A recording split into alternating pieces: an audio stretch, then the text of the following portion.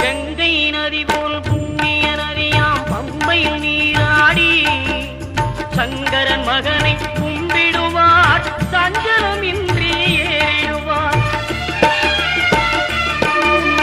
நீலிமலை ஏற்றம் சிவபாலனும் ஏற்றிடுவார். காலமெல்லாம் நமக்கே அருள்காவலனாயிருப்பார். தேகபலம் தா பாதபலம் தா தேகபலம் தா பாதபலம் தா தேகபலம் தா